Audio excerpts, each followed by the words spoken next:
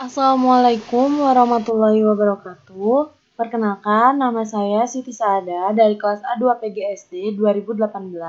Di sini saya akan menjelaskan tentang pembelajaran dengan menggunakan pendekatan saintifik. Apa itu yang dimaksud dengan pembelajaran pendekatan saintifik?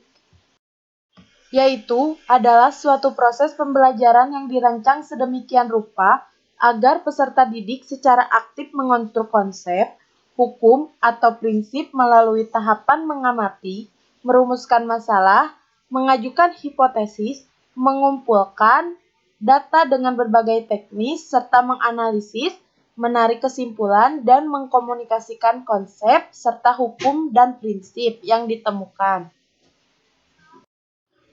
Adapun tujuan pembelajaran dalam pendekatan saintifik adalah 1. Untuk meningkatkan kemampuan intelek, khususnya kemampuan berpikir tingkat tinggi siswa.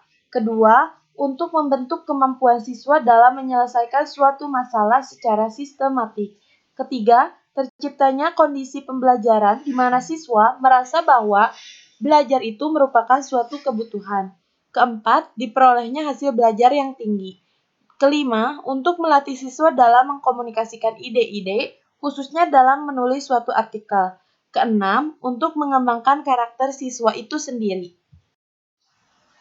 Langkah pendekatan saintifik. Proses pembelajarannya terdiri atas 5 pengalaman belajar pokok, yaitu ada mengamati, menanya, mengumpulkan informasi, mengasosiasi, serta mengkomunikasikan.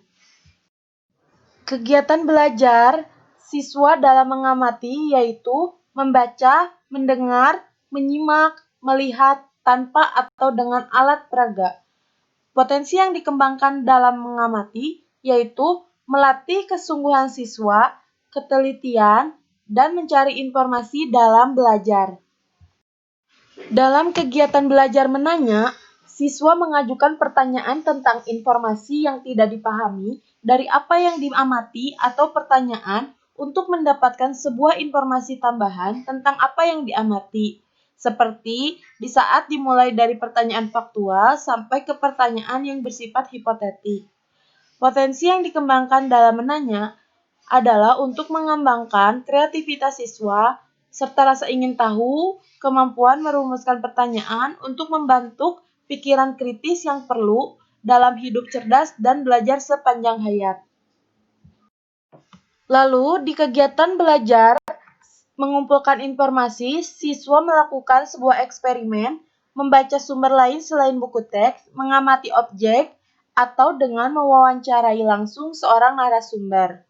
Potensi yang dikembangkan dalam mengumpulkan informasi ialah mengembangkan sikap teliti, jujur, sopan, menghargai pendapat orang lain, kemampuan berkomunikasi, serta menerapkan kemampuan siswa dalam mengumpulkan informasi melalui berbagai cara yang dipelajari, atau untuk mengembangkan kebiasaan belajar dan belajar sepanjang hayat. Kegiatan belajar dalam mengasosiasi, yaitu siswa mengolah informasi yang sudah dikumpulkan, baik terbatas dari hasil kegiatan mengumpulkan maupun hasil dari kegiatan mengamati dan kegiatan mengumpulkan informasi. Juga, pengolahan informasi yang dikumpulkan dari yang bersifat menambah keluasan dan kedalaman sampai kepada pengolahan informasi yang bersifat mencari solusi dari berbagai sumber yang memiliki pendapat yang berbeda, sampai kepada yang bertentangan, dan potensi yang dikembangkan dalam mengasosiasi ialah mengembangkan sikap jujur, teliti, disiplin, taat aturan, kerja keras, serta kemampuan siswa dalam menerapkan prosedur dan kemampuan berpikir induktif serta deduktif dalam menyimpulkan. Kegiatan belajar mengkomunikasikan ialah siswa menyampaikan hasil pengamatan, kesimpulan, berdasarkan hasil analisis secara lisan maupun tertulis atau media lainnya.